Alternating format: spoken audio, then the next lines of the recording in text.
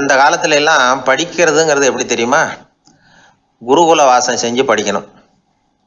ஆசிரியருங்கிறவர் ஆசிரமத்தில் இருப்பார். அங்கே போய் அவருக்கு தொண்டுகள் செய்யணும். துணிகள்லாம் துவைச்சி போடணும். தூங்கும்போது காலை பிடிச்சி விடணும். புழுக்கமாக இருந்தால் விசிறி மட்டை எடுத்து விசிறணும். அப்படியே அப்பப்போ அவர் சொல்லிக் கொடுக்குற பாடத்தையும் கற்றுக்கணும். அவர் சொல்லிக் கொடுக்குற பாடங்களை ஓலைச்சுவடிகளில் எழுதிக்கணும். இதுதான் குருகுல வாசம்ங்கிறது. இப்போ மாதிரிலாம் கிடையாது. ஆக குருகுல வாசம்ங்கிறது மனசையும் பண்படுத்தும், அறிவையும் பண்படுத்தும். அப்படி ஒரு பயிற்சி அது. அந்த காலத்தில் பஞ்சபாண்டவர்கள் ஒரு குருகுலத்தில் படிக்க போனாங்களாம். ஏற்கனவே அங்கே ஒரு 15 பேர் இருந்திருக்கிறாங்க. இவங்களையும் சேர்த்து மொத்தம் 20 பேர். எல்லாரும் ரொம்ப ஆர்வத்தோடு அங்கே தங்கி படிச்சுக்கிட்டு இருக்கிறாங்க. 2 வருஷம் ஓடி போச்சு. எல்லாரும் ஊருக்கு திரும்ப வேண்டிய நேரம். ஆசிரியர் ஒவ்வொருத்தராக கூப்பிட்டார். இது வரைக்கும் என்ன கற்றுக்கிட்ட அப்படின்னு கேட்டார். அவங்க தாங்கள் எழுதி வச்சுருந்ததை சொன்னாங்க, கற்றுக்கிட்டதை சொன்னாங்க. அங்கே படிக்க வந்தவங்க எல்லாருமே புத்திசாலிகள். அது மட்டும் இல்லை, பல பேர் அரச குடும்பத்தை சேர்ந்தவங்க, இளவரசர்களாக வேற இருக்கிறவங்க. அதனால் அவங்கக்கிட்ட அபாரமான கல்வி அறிவை எதிர்பார்த்தார். ஒருத்தன் வந்தான், தான் எழுதி வச்சிருந்த சரித்திர பாடம் பூராவையும் படித்து காட்டினான். இன்னொருத்தன் வந்தான், தான் எழுதி வச்சிருந்த பூகோள பாடம் பூராவையும் படித்து காட்டினான். இப்படி ஒவ்வொருத்தராக அவங்க படித்தது என்னங்கிறத படித்து காட்டிவிட்டு போனாங்க. கடைசியாக தர்மர் வந்தார். பேசாமல் நிற்கிறார். தன் கையில் இருந்த ஓலைச்சுவடி கேட்டால் அவர் பிரிக்கவே இல்லை. ஆசிரியர் இவர்கிட்ட தான் அதிகமாக எதிர்பார்த்தார். ஆனால் இவரும் பேசாமல் நின்றுட்டு இருக்கிறார். நீ என்ன கற்றுக்கிட்ட சொல்லு, ஓலைச்சுவடியை பிரித்து படினார் அந்த முனிவர். தர்மர் அசையவே இல்லை. மெதுவாக சொன்னார், ஐயா, நான் கற்றுக்கிட்டது ஒன்றே ஒன்று தான். அதுதான் வாழ்க்கையில் எனக்கு ரொம்ப முக்கியமான பாடமாக அமையும் அப்படின்னார். என்னது, என்கிட்ட 2 வருஷ காலமாக படிச்சு விட்டு கடைசியில் கற்றுக்கிட்டது ஒன்றே ஒன்று தானா அப்படின்னார் முனிவர். அவருக்கு ஒன்றும் புரியல. மற்ற மாணவர்களை விட இவர் பண்புகளில் உயர்ந்தவர், அறிவில் சிறந்தவர், வயசில் முதிர்ந்தவர். இவரே இப்படி சொன்னால் மற்றவங்க நிலைமை என்னத்துக்கு ஆறுது?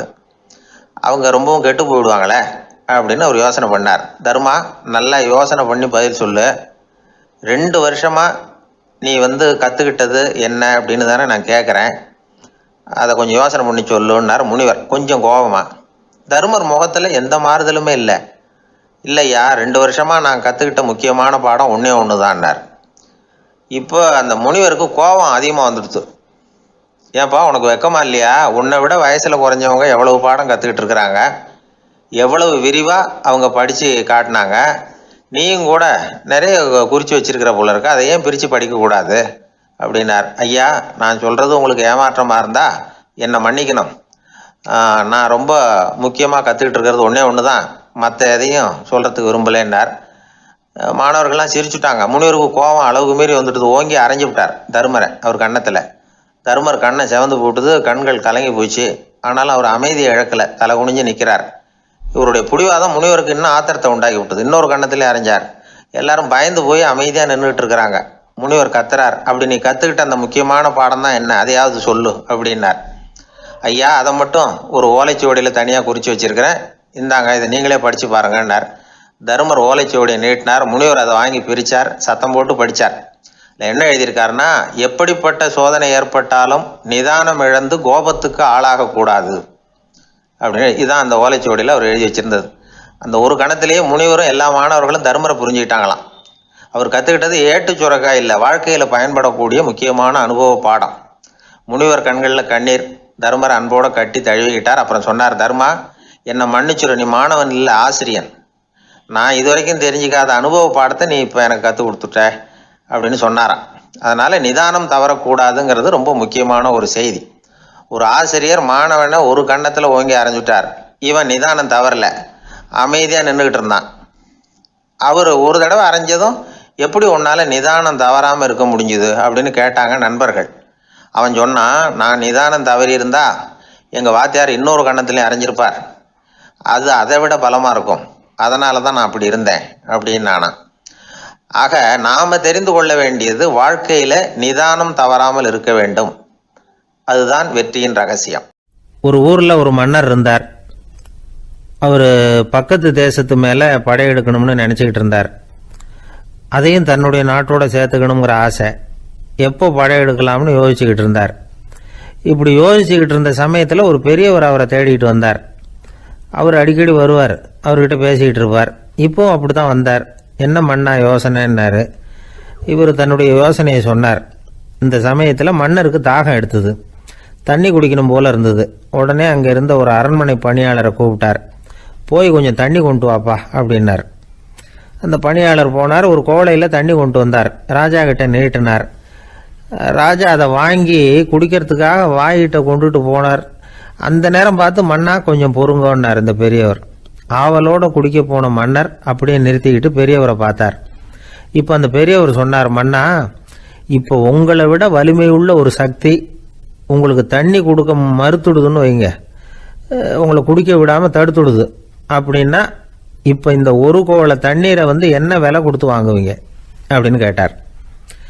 இப்போ எனக்கு இருக்கிற தாகத்துக்கு என்னுடைய அரசாங்கத்தில் பாதியையாவது கொடுத்து இந்த தண்ணியை வாங்கிறதுக்கு தயங்க மாட்டேன்னார் அவர். சரி, இப்போ அந்த தண்ணியை குடிங்கன்னார் பெரியவர். மன்னர் ஆவலோடு அந்த தண்ணியை குடித்து முடித்தார். அதுக்கப்புறம் கொஞ்ச நேரம் தன்னுடைய படையெடுப்பை பற்றி சொல்லிக்கிட்டு இருந்தார். கொஞ்ச நேரம் கழித்து மறுபடியும் இந்த பெரியவர் கேட்டார், மன்னா, இப்போ நீங்கள் ஒரு கோவலை தண்ணீரை குடித்து முடிச்சுட்டீங்க. இப்போ அந்த தண்ணீர் உங்கள் உடம்பை விட்டு வெளியில் வரக்கூடிய பாதை அடப்பட்டு போச்சு அப்படின்னு வச்சுக்கோங்க, அதை வெளியேற்றுவதற்காக நீங்கள் எவ்வளவு செலவழிப்பீங்க அப்படின்னு கேட்டார். மன்னர் யோசனை பண்ணார். அப்படி ஒரு நிலைமை ஏற்பட்டு போச்சுன்னா என்னுடைய அரசாங்கம் பூராவையும் அதுக்கு ஈடாக தர்றதுக்கு கூட தயங்க மாட்டேன்னார். இப்போ அந்த பெரியவர் சொன்னார், எந்த அரசாங்கத்தின் மதிப்பு ஒரு கோவலை தண்ணீர் அளவுக்கு கூட இல்லையோ அந்த அரசாங்கத்தை அடையணுங்கிற பேராசையில் மனிதர்கள் தங்களுடைய சகோதரர்கள் கூடவே சண்டை போட்டுக்கிறாங்களே, அதில் ஏதாவது அர்த்தம் இருக்குதா அப்படின்னாராம். மன்னருக்கு இப்போ தான் அர்த்தம் புரிஞ்சுதான். மனசில் தெளிவு உண்டாச்சு. தன் மனசுக்குள்ளே உண்டான வெறியை விரட்டி அடிச்சு விட்டார். அதுக்கப்புறம் நிம்மதியாக ஆட்சி புரிஞ்சார். இப்படி ஒரு கதை. உயிருக்கு என்ன விலை கொஞ்சம் யோசனை பண்ணி பாருங்கள். ஆனால் அது இப்போ எவ்வளோ மலிவாக போயிட்டுது, அதையும் யோசனை பண்ணி பாருங்களேன். ஆசை பேராசையாக மாறுது, அப்புறம் அது வெறியாக ஆகுது, அதுக்கப்புறம் பைத்தியம் பிடிக்குது. இந்த காலத்து மனிதர்களுக்கு 2 விதமான பைத்தியம் பிடிச்சிருக்கிறதாக ஒரு பெரியவர் சொல்கிறார். ஒன்று பணம், இன்னொன்று அதிகாரம். இதெல்லாம் எவ்வளவு காலத்துக்கு நீடிக்கும்? ஒரு சர்வாதிகார நாட்டில் 3 பேர் ஜெயிலில் இருட்டு அறையில் பேசிக்கிட்டு இருக்கிறாங்க. நீ எப்படி இந்த ஜெயிலுக்கு வந்த அப்படின்னு ஒருத்தர் கேட்டாராம். இந்த நாட்டு ராஜாவை ஆதரித்து நான் பிரச்சாரம் பண்ணினேன், அதனால் கூட்டத்தில் தகராறு வந்துட்டுது, கலவரமாக போச்சு, அதுக்கு நான் தான் காரணம்னு அரெஸ்ட் பண்ணி இங்கே கொண்டாந்து போட்டாங்க அப்படின்னாராம் அவர். சரி, நீ எப்படி இங்கே வந்த அப்படின்னு இன்னொருத்தரை பார்த்து கேட்டிருக்கார். நான் இந்த நாட்டு ராஜாவை எதிர்த்து பிரச்சாரம் பண்ணேன், அதனால் கலவரம், அரெஸ்ட் பண்ணி கொண்டாந்து போட்டாங்கன்னார். சரிப்பா, நீ எப்படி அங்கே வந்த அப்படின்னு 3வது ஆளை பார்த்து இவங்க கேட்டாங்களாம். இதுக்கு அந்த ஆள் மெதுவாக வெளிச்சத்துக்கு நான் தான் இந்த நாட்டு ராஜா அப்படின்னா. ஒரு ஊரில் ஒரு ஆள் இருந்தான். கற்பனையிலேயே காலத்தை கடத்திக்கிட்டு இருந்தான். ஒரு நாள் ஒரு மரத்தடியில் உட்காந்துருந்தான். அவனுக்கு பசிக்கிற மாதிரி தெரிஞ்சுது. உடனே கற்பனையிலேயே சாப்பிட ஆரம்பிச்சிட்டான். அதாவது எதிரில் இலை போட்டு சாப்பாடு போடப்பட்டிருக்கிறதாகவும் அதை இவன் சாப்பிட்றதாகவும் நினச்சிக்கிட்டு கையை மட்டும் வாய்க்கும் தரைக்குமா அப்படியும் இப்படியும் கொண்டுகிட்டு போய் பாவனை பண்ணிக்கிட்டே இருக்கிறான். தூரத்தில் இருந்து பார்க்குறவங்களுக்கு இவன் ஏதோ பலமான விருந்து சாப்பிட்டுக்கிட்டு இருக்கிறான் அப்படின்னு தான் தோணும். அது மாதிரியே பண்ணிக்கிட்டு இருந்தான். அந்த வழியாக ஒரு சன்னியாசி வந்துக்கிட்டு இருந்தார். இவனை பார்த்தார். என்ன இவன் இப்படி பண்ணிகிட்டு இருக்கிறானே அப்படின்னு நினச்சாரு. கொஞ்ச நேரம் அவனையே உத்து பார்த்துக்கிட்டு இருந்தார். இவரை பார்த்ததும் அவன் இன்னமும் சுவாரஸ்யமாக சாப்பிட ஆரம்பிச்சிட்டான். அப்பப்பா, என்ன இது, இந்த குழம்பு இவ்வளவு காரமாக இருக்குது, என்னுடைய நாக்கே எரிஞ்சு போடும் போல இருக்கே அப்படின்னு சொல்லிக்கிட்டு பக்கத்தில் ஒரு குவளையை எடுத்து தண்ணி குடிக்கிறது மாதிரி பாவனை பண்ணுறான். அப்பாடா, இப்போ கொஞ்சம் பரவாயில்ல அப்படின்னு சொல்லிக்கிட்டு குவளையை கீழே வைக்கிறது மாதிரி ஒரு பாவனை பண்ணுறான். சன்னியாசி பார்த்தார். என்னப்பா, சாப்பாட்டில் காரம் அதிகமோ அப்படின்னார். ஆமாம் சுவாமி, ஞாபகம் மறதியில் கொஞ்சம் மிளகாய் அதிகமாக சேர்த்துக்கிட்டேன் அப்படின்னா. சரி சாப்பிடு அப்படின்னு சொல்லிவிட்டார். அவன் சாப்பிட்டு முடிக்கிற வரைக்கும் பொறுமையாக உட்காந்துருந்தார். அவன் அப்பாடா அப்படின்னு சொல்லிட்டு மறுபடியும் தண்ணியை எடுத்து குடித்தான். எல்லாம் கற்பனையிலேயே. அதுக்கப்புறம் சன்னியாசி பேச ஆரம்பித்தார். இதை பாருப்பா, உன்னுடைய கற்பனையை நான் மெச்சுறேன், இருந்தாலும் உன் சாப்பாட்டில் ஒரு இனிப்பையும் வச்சுருக்கலாமே, ஏன் மிளகாயை அளவுக்கு அதிகமாக போட்டுவிட்டு அவஸ்தைப்படுறேன் அப்படின்னார். அவன் யோசிக்க ஆரம்பித்தான். அதுக்கப்புறம் இவர் சொன்னார், இதை பாருப்பா, இனிமேலும் உன்னுடைய கற்பனையும் உயர்ந்ததாக இருக்கட்டும் அப்படின்னு உபதேசம் பண்ணிவிட்டு போனார். எப்பவும் உயர்வை பற்றியே சிந்திக்கணும், உயர்வு கிடைக்கலன்னா கூட அப்படி சிந்திக்கிறத நிறுத்தப்படாது அப்படிங்கிறார் திருவள்ளுவர். உள்ளுவது எல்லாம் உயர் உள்ளல், மற்ற அது தள்ளினும் தள்ளாமை நேர்த்து. ஊக்கம் இல்லாமல் உலகத்தில் வாழ்ந்து பிரயோஜனம் இல்லை. அதனால் உயர்வாகவே சிந்திக்கணும். அது நம்மளை ஊக்கப்படுத்தும். இது பெரியோர் வாக்கு. இந்த உலகத்தில் கற்பனையிலேயே வாழ்கிற சில கஞ்சர்களும் உண்டு. அதாவது 2 கஞ்சர்கள் 2 பேரும் பக்கத்து ஊரில் இருந்தாங்க. பொங்கல் சமயம் ஒரு கஞ்சன் தன்னுடைய மகனை கூப்பிட்டான். இதை பாருப்பா, பக்கத்து ஊரில் என்னுடைய நண்பன் ஒருத்தன் இருக்கிறான், அவனுக்கு பொங்கல் பரிசு ஏதாவது கொடுக்கணும். நான் ஒரு 4 ஆட்டுக்குட்டியை தரேன், நீ கொண்டுகிட்டு போய் கொடுத்துட்டு வந்து விட்றியா அப்படின்னு கேட்டான். சரி, நான் புள்ள ஒரு பைய கையில் எடுத்துக்கோன்னா அவன் எடுத்துக்கிட்டான். இந்த ஆட்டுக்குட்டி பிடிச்சிக்கோ அப்படின்னு சொல்லி ஒவ்வொன்றா போடுறேன் பார் அப்படின்னு சொல்லிட்டு 1 2 3 4 அப்படின்னு எண்ணிக்கிட்டே வெறும் சைகையாலேயே ஆட்டுக்குட்டியை பிடிச்சி போடுறது மாதிரி பாவனை பண்ணிகிட்டு இருக்கிறான். அவன் பிள்ளையும் அதை ரொம்ப அக்கறையாக வாங்கிக்கிறது மாதிரி வாங்கிக்கிட்டு அந்த பையை தூக்கிக்கிட்டு அடுத்த ஊருக்கு போகிறான். இவன் அங்கே போய் சேர்ந்த நேரத்தில் அந்த கஞ்சன் ஊரில் இல்லை, எங்கேயோ வெளியில் போயிருக்கிறான். அவனோட புள்ள மட்டும்தான் வீட்டில் இருந்தான். இவன் அவன்கிட்ட, இதை பாரு, எங்கள் அப்பா உங்கள் அப்பாவுக்கு ஆட்டுக்குட்டி கொடுத்து அனுப்பியிருக்கிறாரு, பிடிச்சிக்கோ அப்படின்னு சொல்லி பாவனையிலேயே ஒவ்வொன்றா எடுத்து அவங்ககிட்ட கொடுத்துட்டான். அவனும் வாங்கிட்டான் வாங்கிறது மாதிரி. அப்புறம் சொன்னான், சரிப்பா, நானும் பதிலுக்கு ஏதாவது ஒன்றுகிட்ட கொடுக்கணும் இல்லையா, அதனால் அந்த பையை பிடி, ஒரு 10 எலுமிச்சம்பழம் தரேன், பதிலுக்கு அதை நீ எடுத்துகிட்டு போ அப்படின்னு சொல்லி கையாலேயே ஒவ்வொன்றா எடுத்து போடுறது மாதிரி பாவனை பண்ணிவிட்டான். அவனும் ரொம்ப நன்றி அப்படின்னு சொல்லிவிட்டு அதை வாங்கிட்டு போயிட்டான். கொஞ்ச நேரம் கழித்து வெளியில் போயிருந்த அப்பங்காரன் திரும்பி வந்தான்.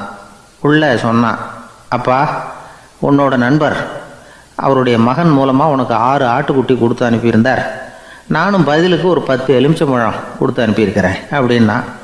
எப்படிடா கொடுத்தேன்னு கேட்டார் அப்பா. இப்படி தான் கொடுத்தேன்னு சொல்லி சைகையிலேயே காட்டினான். இதை பார்த்ததும் அப்பங்காரனுக்கு பயங்கரமாக கோவம் வந்துட்டுது. பலார்னு அரைஞ்சுட்டான் பையனை. ஏன்ப்பா அரைஞ்ச? 10 எலுமிச்சம்பழம் கொடுத்துட்டேனே அப்படிங்கிறதுக்காகவா அப்படின்னு கேட்டான். அது கூட பரவாயில்ல, நீ காட்டுற சைகையை பார்த்தா ஆரஞ்சு பழம் சைஸுக்கு இருக்குதே, அவ்வளவு பெருசாக ஏன் கொடுத்த? அதுதான் எனக்கு கோபம் அப்படி. எனக்கு வாழ்க்கையே வெறுத்து போச்சு சார் அப்படின்னு சொல்லிட்டு ஒருத்தர் வந்தார். வந்து கொஞ்ச நேரம் பேசினதுக்கப்புறம் அவர் அப்படி சொல்லியிருந்தா அதில் ஒரு அர்த்தம் இருந்திருக்கும். வர்றதுக்கு முன்னாடியே வாழ்க்கை வெறுத்து போச்சுன்னு சொல்லிட்டு வர்றார். என்ன சார் விஷயம்னு விசாரித்தோம். எங்கள் வீட்டில் தினம் 3 வேளையும் ஒரே மாதிரி சாப்பாடு சார், வித்தியாசமே கிடையாது. இப்படியே 3 மாதமாக சாப்பிட்டுக்கிட்டு இருக்கிறேன். அதை விட பட்டினி கிடந்து செத்துடலாம்னு தோணுது அப்படின்னார். ஒரு பெரியவர் சொன்ன தத்துவத்தை சொல்கிறதுக்கு ஆள் கிடைக்காம தவிச்சுக்கிட்டு இருந்தோம். இப்போ ஒருத்தர் கிடைச்சிட்டார், விட்டுலாமா? உடனே அவரை உட்கார வச்சு சொல்ல ஆரம்பிச்சிட்டோம். அதாவது நாம் அனுபவிக்கிற உணர்வுகளில் களிப்பு, மகிழ்வு, ஆனந்தம், இது 3க்கும் ஒன்றுக்கு ஒன்று வித்தியாசம் உண்டு. மேம்போக்காக பார்க்குறதுக்கு இது 3 ஒன்று மாதிரி தோணும். ஆனால் அது அப்படி இல்லை. களிப்புங்கிறது உடம்பை பொறுத்தது, மகிழ்வுங்கிறது மனசை பொறுத்தது, ஆனந்தம்ங்கிறது ஆன்மாவை பொறுத்தது. இப்படி இந்த 3 வகையான அந்த சுவைப்புகளின் தன்மையும் வேறு வேறு. இப்போ முதல்ல களிப்புங்கிறத எடுத்துக்குவோம். நம்ம புலன்களுக்கு களிப்பை தரக்கூடிய பொருள்களுக்கு சில விசேஷ குணம் உண்டு. அது எப்படின்னா, சீக்கிரமே சலிப்பை உண்டு பண்ணும். ஒருத்தர் அந்த பொருளை எடுத்துக்கிட்டால் அது இன்னொருத்தருக்கு குறைஞ்சிரும். உணவு, உடை, இதெல்லாம் களிப்பை தரக்கூடிய பொருள்கள். இப்போ உதாரணத்துக்கு, ஒரு சாப்பாட்டு மேசையில் ஒரு பாத்திரத்தில் 10 இட்லி இருக்குது. அதில் ஒரு 2 இட்லியை நம்ம தட்டில் எடுத்து வச்சு சாப்பிட்றோம். நாம் சாப்பிட்ட அந்த இட்லி நிச்சயமாக எதிரில் உட்காந்துருக்கிறவருக்கு இல்லை, அவருக்கு உபயோகப்படாது. நாம் சாப்பிட்ட அதே இட்லியை அவரும் சாப்பிட முடியாது, அவர் வேறு தான் எடுத்து வச்சுக்கணும். அது மாதிரி நாம் ஒரு சட்டையை எடுத்து போட்டுக்கிறோம், அதே சட்டையை அதே நேரத்தில் இன்னொருத்தர் போட்டுக்க முடியாது. புலன்களுக்கு களிப்பை தரக்கூடிய இது மாதிரி பொருள்கள்லாம் முதல் தடவை நமக்கு கொடுக்குற களிப்பை 2வது தடவையும் கொடுக்காது. 3வது தடவை இன்னும் குறையும், கடைசியில் வெறுப்பாக மாறிடும். ஒவ்வொன்றா இட்லியை தொடர்ந்து சாப்பிட்றோம்னு வச்சுக்கோங்க, முதல் இட்லி தரக்கூடிய சுவையை 30வது இட்லி தராது. முதல் தடவை புது சட்டையை போட்டுக்கிறப்போ நமக்கு இருக்கிற களிப்பு அதே சட்டையை வந்து 100வது தடவையாக போட்டுக்கிறோம்னு வைங்க, அப்போ இருக்குமா? இருக்காது. இதுதான் களிப்பு. அதாவது சீக்கிரமே சலிப்பை தரக்கூடியது. ஒருத்தர் எடுத்துக்கிட்டால் இன்னொருத்தருக்கு குறைஞ்சி போகக்கூடியது. ஆனால் மகிழ்ச்சிங்கிறது அப்படி இல்லை. ஒருத்தர் அனுபவிக்கிறதுனால இன்னொருத்தருக்கு குறைஞ்சி போகாது. இப்போ காலையில் சூரியன் உதயம் ஆகிறத பார்த்து சந்தோஷப்படுறோம், அதையே இன்னொருத்தரும் பார்த்து சந்தோஷப்படலாம். ஒரு நல்ல சங்கீதத்தை கேட்குறோம், ஒரு அழகான ஓவியத்தை ரசிக்கிறோம், நீங்கள் ரசிக்கிற அதே நேரத்தில் இன்னொருத்தரும் அதை ரசிக்கலாம். அதனால் அது குறைஞ்சி போகிறதில்ல. இது மகிழ்வு. ஆனால் ஒன்று, ஒரே பாடலை வந்து திரும்ப திரும்ப கேட்டுக்கிட்டு இருந்தால் கடைசியில் அலுப்பு தட்டும். அதாவது மகிழ்வுங்கிறது எப்படின்னா, மற்றவங்களோட பகிர்ந்து கொள்றதுனால குறையாது. ஆனால் ஒரே பொருள் மீண்டும் மீண்டும் வந்து அனுபவிப்பை தர்றப்போ முதல்ல மகிழ்வு அதிகரித்து அதுக்கப்புறம் அது மங்கி மறைஞ்சு போயிடும். இதுதான் அந்த மகிழ்வுங்கிறதுக்கு இலக்கணம். சரி, இப்போ 3வதாக சுகம் தரக்கூடிய ஆனந்தம்ங்கிறது எப்படின்னா, இது நமக்கு உள்ளே இருந்து சுரக்கிறது. மனசு வந்து சலனங்கள்லேருந்து விடுபடுறப்போ இந்த ஆனந்தம் வந்து நமக்கு கிடைக்கும். இது வந்து நிலையான சுகம், ஆத்ம சுகம்.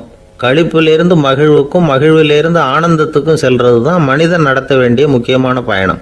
இவ்வளவு விஷயத்தையும் கேட்டுட்டு இந்த காலத்து பையன் ஒருத்தன் வந்தான். சார், இப்போது நீங்கள் ஒரு சாப்பாட்டு மேசையில் ஒரு 10 இட்லி வைக்கிறீங்க, என்ன உட்கார வைங்க, எதிரில் இன்னொருத்தனை வந்து உட்கார வைங்க. நான் வந்து களிப்பு மகிழ்வுலாம் தாண்டி நேரடியாக ஆனந்தத்துக்கு பயணம் பண்ணி காட்டுறேன் அப்படின்னா.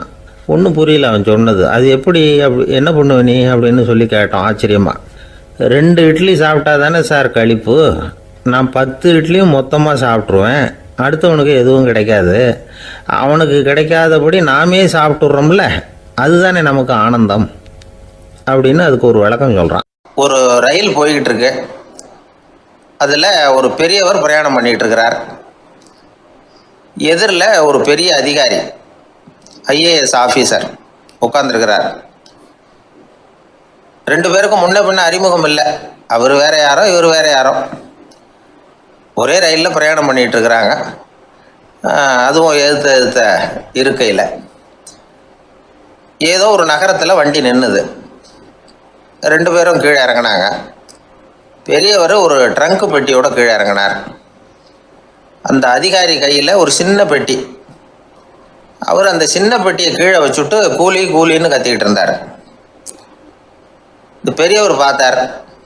ஐயா, இந்த பெட்டி மட்டும்தானா, இல்லை இன்னும் ஏதாவது இருக்குதா அப்படின்னு விசாரித்தார். இப்போ அதிகாரி சொன்னார், இல்லைங்க இது மட்டும்தான் அப்படின்னு சொன்னார். இதுக்கு என்னத்துக்காக கூலி ஆள், நானே எடுத்துக்கிட்டு வரேனே, வாங்க அப்படின்னு சொல்லி அந்த பெட்டியை அந்த பெரியவர் கையில் எடுத்துக்கிட்டார். எடுத்ததும் 2 பேரும் பேசிக்கிட்டே நடந்து வராங்க. இப்போ பெரியவர் சொன்னார், இப்போ உள்ள நாகரிகம் எப்படி இருக்குன்னா, சுமை கால் பணம், சுமக்கூலி முக்கால் பணம் அப்படிங்கிற மாதிரி இருக்குது. பணத்தை வீணாக்கிறதோட இது கௌரவம்னு வேற நினைக்கிறாங்க அப்படின்னார். அவர் சொல்கிறது சரிதான். 10 ரூபாய் மதிப்புள்ள ஒரு சுமையை 30 ரூபா கொடுத்து தூக்கிட்டு போவோம். நாமே அதை தூக்குனா நமக்கு கௌரவ குறைச்சல் அப்படின்னு நினைப்போம். இதுதான் நம்ம நிலைமை. ஆனால் அந்த பெரியவர் என்ன சொன்னார் தெரியுமா? நீங்கள் எங்கே போகணுமோ அது வரைக்கும் நானே இதை எடுத்துகிட்டு வரேன் அப்படின்னார். அந்த அதிகாரி பக்கத்தில் உள்ள ஒரு ஹோட்டல் வரைக்கும் போனார். பெரியவரும் அங்கே கொண்டுட்டு போய் பெட்டியை வச்சார். உடனே அந்த பெரிய அதிகாரி அவருக்கு பணம் கொடுக்கறதுக்காக பர்ஸை எடுத்தார். உடனே இவர், ஐயா, எனக்கு கூலி எதுவும் வேணாம், உங்களுக்கு சேவை செய்கிறது என்னுடைய கடமை. நான் இந்த சேவையை செய்தது பணத்துக்காக இல்லை, அன்புக்காக அப்படின்னு சொல்லிவிட்டார். அதுக்கப்புறம் அவர் நன்றின்னார். 2 பேரும் பிரிஞ்சுட்டாங்க. இது முடிஞ்சது. அன்னைக்கு சாயந்தரம் அங்கே ஒரு பெரிய கூட்டம் நடக்குது. இந்த அதிகாரியும் அந்த கூட்டத்துக்கு போகிறார். மக்கள் கூட்டம் ரொம்ப அதிகம். அதனால் இந்த அதிகாரியும் ஒரு ஓரமாக உட்காந்துக்கிட்டார். அப்புறம் கொஞ்ச நேரத்தில் இந்த முக்கிய விருந்தினர் பேசுகிறதுக்காக வரார் மேடைக்கு. மேடையில் இருந்த பெரியவங்கள்லாம் எழுந்திரிச்சு நின்று அவருக்கு மாலை போட்டு மரியாதை செய்கிறாங்க. எங்கேயோ ஒரு மூலையில் உட்காந்துருந்தார் அதிகாரி. அவர் இதை கவனித்தார். அவருக்கு ரொம்ப ஆச்சரியம், அதிர்ச்சி. ஏன்னா அங்கே பேச வந்த முக்கிய விருந்தினர் வேற யாரும் இல்லை, இன்னைக்கு காலையில் இவர் பெட்டியை தூக்கிட்டு வந்தார் பெரியவர், அவர் தான். சரி, அந்த பெரியவர் யார் தெரியுமா? அவர் தான் ஈஸ்வர சந்திர வித்யாசாகர். கூட்டம் முடிஞ்சது. அதிகாரி அவரை தேடி ஓடினார். அவர் கைகளை பிடிச்சிக்கிட்டார். ஐயா, என்னை மன்னிச்சுடுங்க அப்படின்னாரு. அப்புறம் சொன்னார், அகங்காரங்கிற கெட்ட புத்தி தான் உண்மையை கண்கள்ல இருந்து மறைக்குது. அகங்காரம் தான் மனுஷனை அழிக்குது. நீங்கள் ரொம்ப பெரிய மனிதர், இருந்தாலும் மனிதத்தன்மையோடு நடந்துக்கிறீங்க. இந்த அன்பு, தயவு, பொறுமை இதெல்லாம் இல்லைன்னா மனிதனாக இருக்கிறதுல என்ன பிரயோஜனம் அப்படின்னு சொல்லிவிட்டு அந்த அதிகாரி போனாராம். மனிதத்தன்மைன்னா என்ன அப்படிங்கிற கேள்விக்கு இந்த பெரியவர் ஒரு உதாரணம். இப்பெல்லாம் அப்படியா இருக்கிறாங்க? ஒரு பெரியவர் ஒரு பெட்டியை தூக்கிட்டு வந்துக்கிட்டு இருக்கிறார். ஒரு இளைஞன் ஓடி வந்தான். கொடுங்க சார், நான் தூக்கிட்டு வரேன்னா. கொடுத்தார். வாங்கி தலையில் வச்சுக்கிட்டான். அப்புறம் சொன்னான், அடுத்தவங்க சிரமப்படக்கூடாதுங்கிறது என்னுடைய கொள்கை அப்படின்னா. அது நல்லது தான்னார் அவர். கடைசியில் பெட்டியை கொடுத்தான். வாங்கிக்கிட்டு பர்ஸை திறந்தார் பணம் கொடுக்கறதுக்காக. வேணாங்க அப்படின்னு விட்டான் அந்த இளைஞன். ஏன்னார். நான் சொன்னேன், அடுத்தவங்க சிரமப்படக்கூடாதுங்கிறது என்னுடைய கொள்கைன்னு. அதனால் உங்களுக்கு சிரமம் கொடுக்கக்கூடாதுங்கிறதுக்காக வரும்பொழுது நானே உங்கள் பர்ஸை எடுத்து வேணுங்கிற பணத்தை எடுத்துக்கிட்டு திருப்பி உங்கள் பாக்கெட்லேயே போட்டுட்டேன் அப்படின்னா. இப்படி இருக்குது இந்த காலம். அதனால் வாழ்க்கையில் அன்பு, தயவு, பொறுமை இதெல்லாம் ரொம்ப அவசியம் அப்படிங்கிறத நாம் புரிஞ்சுக்கணும். ஒருத்தரை பார்த்து உன்னுடைய நண்பர்கள் யார் அப்படின்னு ஒரு கேள்வி கேட்டு பாருங்க. கொஞ்சம் யோசித்து பதில் சொல்லுவாங்க. அவங்கக்கிட்டேயே உன்னுடைய எதிரிகள் யார் அப்படின்னு கேளுங்க, கடகடன்னு ஒப்பிச்சிருவாங்க. நம்ம மனசு இருக்க அது எப்படின்னா, நம்ம நண்பர்களை விட எதிரிகளை அது நல்லா ஞாபகத்தில் வச்சுக்கும். இது ஒரு ஆச்சரியமான உண்மை. உங்களால் நண்பர்களை மறந்துட முடியும், ஆனால் எதிரிகளை மறந்துட முடியாது. இது ஒரு வேடிக்கையான நிலைமை தான். அழகான தருணங்களை நாம் ஏன் மறந்துடுறோம்? இது இயற்கை. ஏன்னா நம்ம மனசு மலர்களை கவனிக்கிறதில்ல, அதில் இருக்கிற முள்ளை தான் கவனிக்குது. தன்னை காயப்படுத்துகிற எதையும் அது உடனே கண்டுகொள்ளுது. ஒரு தெளிந்த சிந்தனையுடைய மனசு மிக அழகாக உள்ள எல்லாத்தையும் கவனிக்கும். அது நன்றியுடன் உணரக்கூடிய எல்லாத்தையும் பார்த்து குறிச்சிக்கும். இப்படிப்பட்டவங்க வாழ்க்கை இயல்பாகவே நல்லா அமையும். அது ரொம்ப அபூர்வம். மனசில் உள்ள ஒரு சிறிய அமைப்பை மாற்றுவதை பொறுத்து தான் இந்த விஷயம் அப்படிங்கிறார் ஓஷோ. ஒரு யூத கோவில் இருந்து தான், அது யூதர்களின் மடமாகவும் இருந்தது. அங்கே ஒரு தலைமை குரு, அவர் ரொம்ப கண்டிப்பானவர். அந்த கோவிலை ஒட்டி ஒரு தோட்டம். ஒரு நாள் காலையில் அந்த தோட்டத்தில் 2 இளம் யூதர்கள் நடந்து போய்கிட்டு இருக்கிறாங்க. காலையில் 1 மணி நேரம், மாலையில் 1 மணி நேரம் அவங்க அந்த தோட்டத்தில் நடக்கிறதுக்கு அனுமதி உண்டு. மற்ற நேரங்களில் அவங்க மத புத்தகங்களை படிக்கணும், பிற விதிமுறைகளை கடைபிடிக்கணும். அந்த 2 பேருமே தொடர்ந்து புகைப்பிடிக்கிற பழக்கம் உள்ளவங்க. ஆனால் கோவில் மடத்தில் இருக்கிறப்போ அவங்க புகைப்பிடிக்க முடியாது, அது கடுமையான குற்றம். சரி, நாம் தோட்டத்தில் இருக்கிறப்போவாவது புகைப்பிடிக்கலாமா அப்படின்னு ஒரு ஆசை அவங்க 2 பேருக்குமே. இருந்தாலும் பயம். இப்படி கேட்டால் மத குரு என்ன சொல்லுவாரோ அல்லது என்ன செய்வாரோங்கிற பயம். இப்படியே கொஞ்ச நாள் ஆச்சு. ஒரு நாள் அந்த 2 பேரில் ஒருத்தன் ரொம்ப கலங்கி போய் அந்த கோவிலில் இருந்து வெளியில் வந்துக்கிட்டு இருந்தான். வந்தவன் நேராக தோட்டத்து பக்கம் போனான். அங்கே இன்னொருத்தன் ஆனந்தமாக புகை பிடிச்சிக்கிட்டு இருக்கிறான். அதை பார்த்து தான் இவனுக்கு அதிர்ச்சி. அட கடவுளே, என்ன இது, நீ கேட்காமலே ஆரம்பிச்சிட்டியா அப்படின்னா. இல்லை, நான் கேட்டுவிட்டு தான் ஆரம்பிச்சிருக்கேன்னா அவன். அப்படியா, என்ன மனுஷன் இவர், நானும் தான் கேட்டேன், என்னை கண்ணாமுன்னான்னு திட்டி விட்டார். இது என்ன கோவிலா இல்லை நரகமா? உனக்கு புகை பிடிக்கணும்னு ஆசையாக இருந்தால் நரகத்துக்கு போகணும்னு சொல்லிவிட்டார். அது சரி, உன்னை மட்டும் எப்படி அனுமதிச்சார் அப்படின்னு கேட்டான் இவன். அவன் சிரிச்சுக்கிட்டே, நீ எப்படி கேட்ட சொல்லு அப்படின்னா. நாம் இந்த தோட்டத்துக்கு வர அனுமதிக்கப்பட்டிருக்கிறதே ஜபத்துக்காகத்தானே, அதனால் நான் ஜபம் சொல்லும் பொழுது புகை பிடிக்கலாமா அப்படின்னு கேட்டேன். அதுக்கு தான் அவர் சத்தம் போட்டு என்னை அடிக்கவே வந்துட்டார் அப்படின்னா இவன். நீ ஒரு மாதிரியாக கேட்டிருக்க, நான் வேறு மாதிரியாக கேட்டிருக்கிறேன். ஜெபம் சொல்லும்போது புகை பிடிக்கலாமான்னு நீ கேட்டிருக்க. ஐயா, புகை பிடிக்கும் பொழுது ஜெபிக்கலாமா அப்படின்னு நான் கேட்டேன். அதில் தப்பு ஒன்றும் இல்லை அப்படின்னு பதில் சொல்லிட்டார் அப்படின்னா. ஒரு சிறிய மாற்றம்தான் அது மிகப்பெரிய மாறுதலை ஏற்படுத்தி விட்டது. மனசு நல்ல விதமாக சிந்திக்க ஆரம்பிச்சுட்டுதுன்னா மகிழ்ச்சிக்கு பஞ்சம் இல்லை. ஒரு கஞ்சன் ஆற்றுல விழுந்துட்டான். வெள்ளத்தில் தத்தளிச்சுக்கிட்டு இருக்கிறான். கரையில் நின்ன ஒருத்தர் உன் கையை கொண்டா இப்படி பிடிச்சி இழுத்து கரையில் சேர்த்து விடுறேன்னார். எதையும் கொடுத்து பழக்கம் இல்லாத அவன் கையையும் கொடுக்க மாட்டேன்னுட்டான். இவர் பார்த்தார். உன் கையை கொடுன்னு சொல்கிறதுக்கு பதிலாக நான் என் கையை கொடுக்குறேன் பிடிச்சிக்கோ அப்படின்னார். அவன் கப்புன்னு பிடிச்சிக்கிட்டான், இழுத்து கரையில் போட்டார். ஒரு சிகை அலங்கார கூடம். ரொம்ப சுறுசுறுப்பாக எல்லாரும் வேலை செஞ்சுக்கிட்டு இருக்கிறாங்க. முடி வெட்டிக்க வந்திருக்கிறவங்க நிறைய பேர், எல்லாரும் வரிசையாக உட்காந்துருக்குறாங்க. அந்த சமயத்தில் திடீர்னு கதவை திறந்துக்கிட்டு ஒருத்தர் உள்ளே வர்றார். அவர் ஒரு பெரிய மனிதர். அவரும் முடி வெட்டிக்கிறதுக்காக தான் உள்ளே வந்திருக்கிறார். அவரை பார்த்த உடனே அங்கே வரிசையில் உட்காந்துருந்தவங்க எல்லாரும் எழுந்திரிச்சு அவர்கிட்ட வந்துட்டாங்க. அவரை சுற்றி நின்றுக்கிட்டாங்க. எப்படி இருக்கிறீங்க, நல்லா இருக்கீங்களா அப்படின்னு விசாரிக்க ஆரம்பிச்சிட்டாங்க. எல்லாம் முடிஞ்சதும் வந்தவர் கேட்டார், வரிசையில் கடைசியாக இருக்கிறவர் யார் அப்படின்னு கேட்டார். ஏன்னு கேட்டாங்க. நான் அதுக்கு அடுத்தபடியாக உட்காரணும், அதுக்காக தான் கேட்குறேன் அப்படின்னார். உடனே அங்கே இருந்தவங்கள்லாம் என்ன சொன்னாங்க தெரியுமா? நீங்கள் வரிசையில் காத்திருக்கக்கூடாது, நீங்கள் அரசாங்கத்தின் தலைவர், உங்களுக்கு நேரம் முக்கியம், அதனால் நீங்கள் முன்னாடி போங்க அப்படின்னு சொன்னாங்க. ஆனால் அதை அவர் கேட்கல. தோழர்களே, உங்களுடைய கருத்துக்கு ரொம்ப நன்றி. எல்லாரும் வரிசையாக தான் வரணும், அதுதான் முறை. வரிசையில் வரணுங்கிற நடைமுறையை நானும் பின்பற்ற விரும்புகிறேன். நாம் எல்லாரும் சமமானவர்கள் அப்படின்னார். இப்படி சொல்லிவிட்டு வரிசையில் கடைசியாக இருந்த ஒரு நாற்காலியில் போய் உட்காந்துக்கிட்டார். தன் சட்டை பையில் இருந்த ஒரு செய்தித்தாளை எடுத்தார், படிக்க ஆரம்பிச்சிட்டார். ஆனால் அங்கே இருந்தவங்களால இதை பார்த்துக்கிட்டு சும்மா இருக்க முடியல.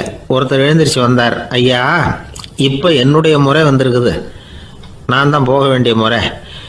உங்களை இங்கே காத்திருக்க வைக்கிறத விட ஒரு 5 ஆண்டுகளுக்கு கூட நான் முடி வெட்டிக்காமே இருந்துட முடியும் அப்படின்னார்.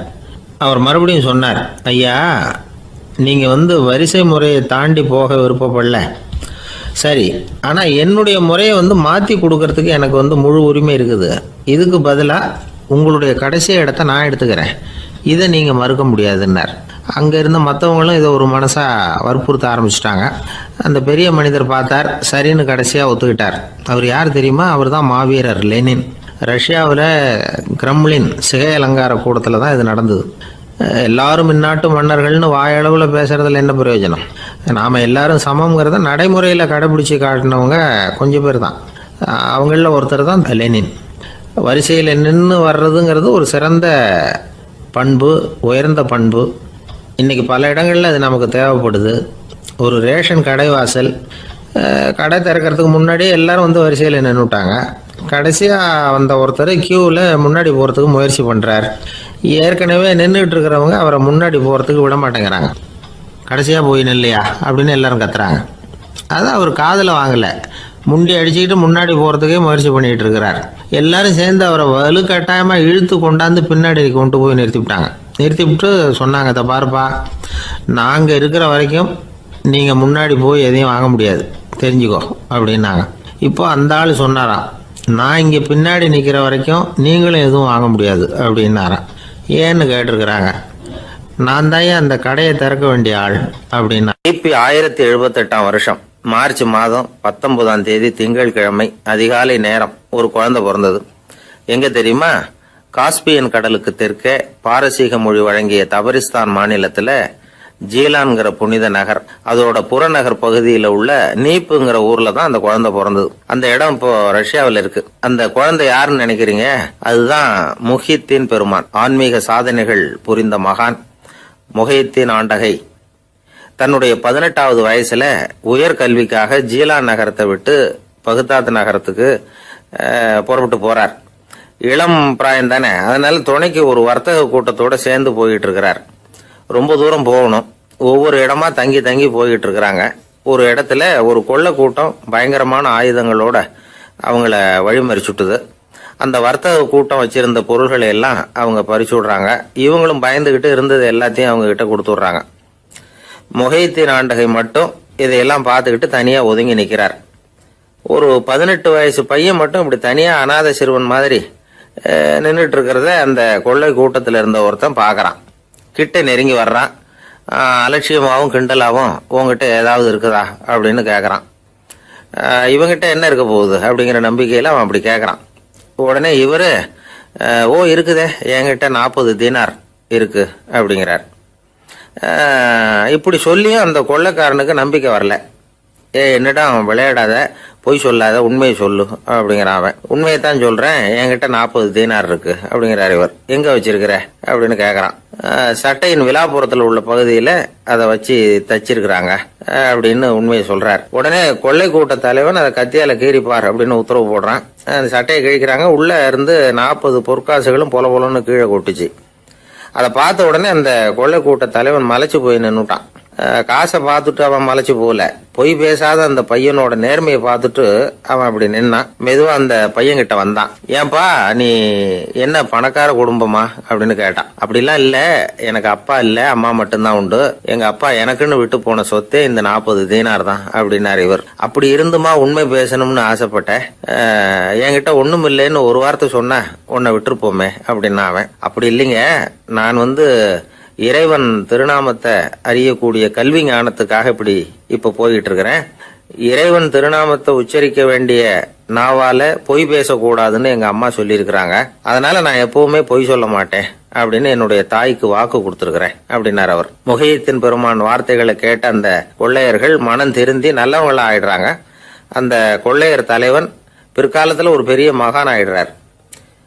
பெரியவர்கள் வாழ்க்கையில நடக்கிற இது மாதிரி சம்பவங்கள் தான் நாம நல்ல விதமா வாழறதுக்கு துணையா இருக்கும். அந்த காலத்துல கொள்ளையர்களே பெரியவங்க செயலை பார்த்து மனம் திருந்தி இருக்கிறாங்க. இந்த காலத்துல யார் இப்படி இருக்கிறா? இந்த காலத்துல மகான் ஒருத்தரை பார்த்தேன், எனக்கு வேண்டியப்பட்ட மகான். ஏங்க, நீங்களும் மகான் ஆகிறதுக்கு முன்னாடி கொள்ளை அடிச்சுட்டு இருந்தீங்களா அப்படின்னு கேட்டேன். அவர் மெதுவா கண்ணை திறந்து என்ன நிமிர்ந்து பார்த்தார். அப்படி இல்லப்பா, நான் கொள்ளை அடிக்கிறதுக்காகத்தான் மகானாவே ஆகி இருக்கிறேன் அப்படின்னு சொல்லிவிட்டு மறுபடியும் கண்ணை மூடிட்டார். வாழ்க்கையில ரொம்பவும் அடிபட்டு அல்லல் பட்டுக்கிட்டு இருக்கிற ஒருத்தர் வந்தார். மனசு ரொம்பவும் நொந்து போய் பேசினார். இந்த உலகத்தில் மனுஷனா பிறந்ததை விட மாடா பிறந்திருக்கலாம் சார் அப்படின்னார். திடீர்னு என்கிட்ட இப்படி சொன்னால் அதுக்கு நான் என்னங்க பண்ண முடியும் அப்படின்னேன். உங்ககிட்ட வரணும்னு தோணுச்சு, அதனால் வந்தேன் அப்படின்னார். சரிங்க, இப்படி ஒரு யோசனை வந்ததுக்கு என்ன காரணம் அப்படின்னு சொல்லி அவர்கிட்ட கேட்டேன். அதுக்கு அவர் சொன்னார், என் பையனுக்கு வேலை தேடுறேன் கிடைக்கல, பொண்ணுக்கு மாப்பிள்ளை தேடுறேன் கிடைக்கல, வீடு கட்டுறதுக்கு கடன் கேட்குறேன் கிடைக்கல. மாடாக பிறந்திருந்தா இது மாதிரி கவலையெல்லாம் கிடையாதுல்ல, பேசாமல் வைக்கோலை தின்னுக்கிட்டு அசை போட்டுக்கிட்டே கடந்து விடலாமே அப்படின்னார் அலட்சியமாக. அதுக்கப்புறம் தான் அவர் சொன்ன கருத்தை நானும் கொஞ்சம் அசை போட ஆரம்பித்தேன் மனசுக்குள்ளே. இப்போது இயற்கையை பொறுத்த வரைக்கும் அது நாம் எல்லாரும் மகிழ்ச்சியாக வாழணும் அப்படின்னு தான் விரும்புது. விலங்குகள், பறவைகள், தாவரங்கள், அப்புறம் மற்ற உயிரினங்கள் எல்லாமும் நல்லபடியாக இருக்கணும் அப்படிங்கிறது தான் இயற்கையோட விருப்பம். அதில் ஒன்றும் சந்தேகம் இல்லை. இயற்கையோட அமைப்பை கொஞ்சம் கவனித்து பார்த்தா அதை நாம் நல்லா புரிஞ்சுக்கலாம். இருந்தாலும் இந்த ஆள் சொன்னதை கேட்ட பிறகு தான் ஒரு முக்கியமான வேறுபாடு புரிஞ்சுது. அதாவது, இந்த உலகத்தில் உள்ள முக்கியமான பிரச்சனைகள் 6. அந்த 6 பிரச்சனைகளும் ஆடு மாடுகளுக்கு கிடையாது, மரம் செடி கொடிகளுக்கு கிடையாது. ஆனால் மனுஷன் அந்த 6 பிரச்சனைகளையும் சந்திக்க வேண்டியிருக்கு. சரி, அந்த 6 பிரச்சனைகள் என்னென்ன தெரியுமா? முதல்ல, இந்த ஆடு மாடுலாம் நமக்குன்னு சொந்தமாக ஒரு வீடு இல்லையே அப்படின்னு கவலைப்பட்டுக்கிட்டு இருக்கிறதில்ல. ஆனால் மனிதனுக்கு வீடு தேவைப்படுது. இது ஒரு வித்தியாசம். இப்போ 2வது பிரச்சனை என்னென்னா ஆடை பிரச்சனை. ஒரு கோழியோ சேவலோ நாம் போட்டுக்கிறதுக்கு ஒரு சட்டை இல்லையே அப்படின்னு கவலைப்படுறதில்ல. ஆனால் மனுஷனுக்கு அந்த கவலை உண்டு. சரி, இப்போ 3வது என்னன்னு பார்த்தா கல்வி பிரச்சனை. ஒரு பசுமாடு கவலையோடு நின்றுக்கிட்டு இருக்கு அப்படின்னு வச்சுக்குவோம். நீங்கள் அதுக்கிட்ட போய், ஏன் பசுமாடை கவலையோடு நின்றுக்கிட்டு இருக்கிற அப்படின்னு கேட்குறீங்க.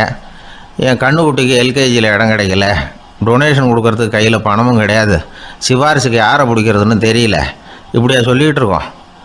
அதுக்கு அந்த கவலையெல்லாம் கிடையாது. ஆனால் மனிதனுக்கு அந்த கவலை உண்டு. 4வது என்னன்னு பார்த்தீங்கன்னா வேலைவாய்ப்பு பிரச்சனை. வேலை கிடைக்கலையே அப்படின்னு வேப்ப மரம் கவலைப்படுறதில்ல, ஆனால் மனுஷன் கவலைப்படுறான்.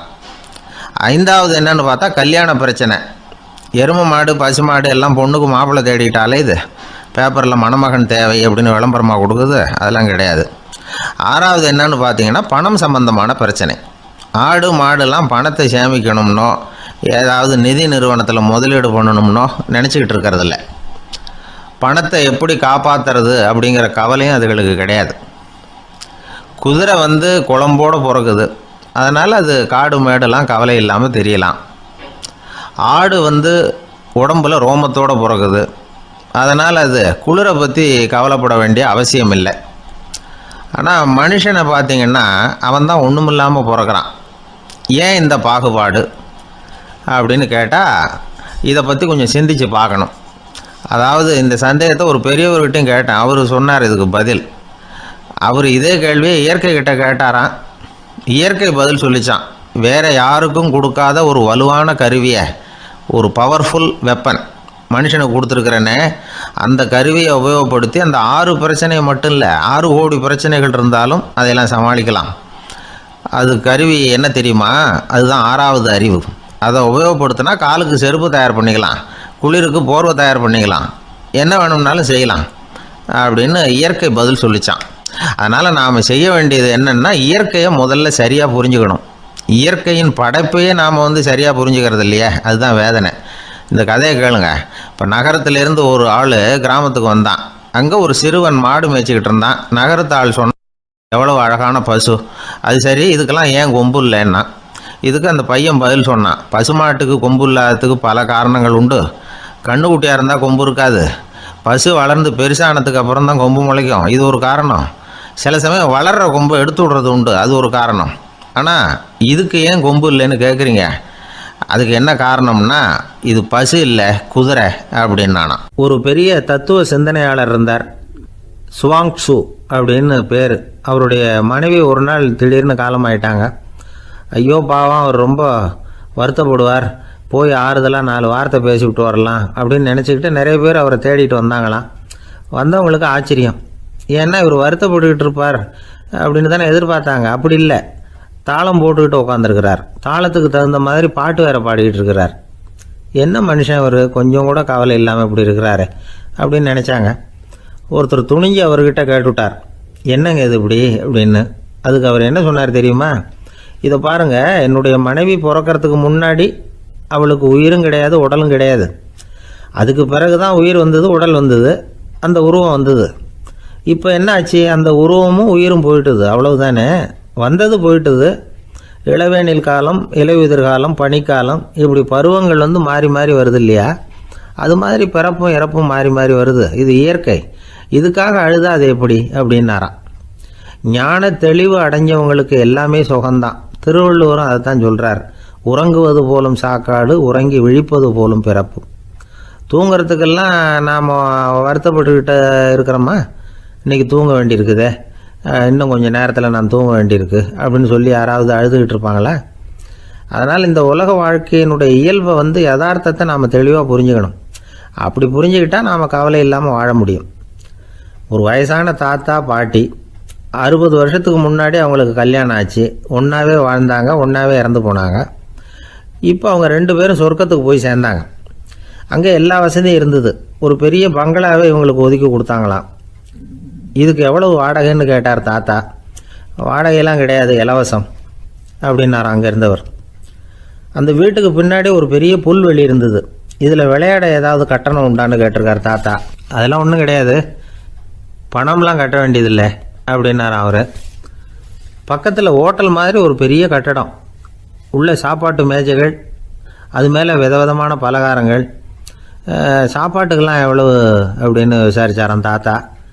அதுதான் சொன்னேனே, இங்கே எல்லாமே இலவசம்தான், எது வேணும்னாலும் சாப்பிட்லாம், எவ்வளவு வேணும்னாலும் சாப்பிட்லாம் அப்படின்னாராம். நீங்கள் சொல்கிறீங்க அப்படி, ஆனால் நான் சர்க்கரை சேர்த்துக்கக்கூடாது, உப்பு சேர்த்துக்கக்கூடாது, பாட்டி கையால் எப்பவும் பத்திய சாப்பாடு தான் அப்படின்னாராம் தாத்தா. இதை பாருங்கள், இங்கே உங்களுக்கு அந்த கவலையும் வேண்டியதில்லை. இங்கே நீங்கள் ஸ்வீட்டு சாப்பிட்லாம், காரம் சாப்பிட்லாம், உங்களுக்கு எந்த நோயும் வராது அப்படின்னாராம் அங்கே சொர்க்கத்தில் இருந்தவர்.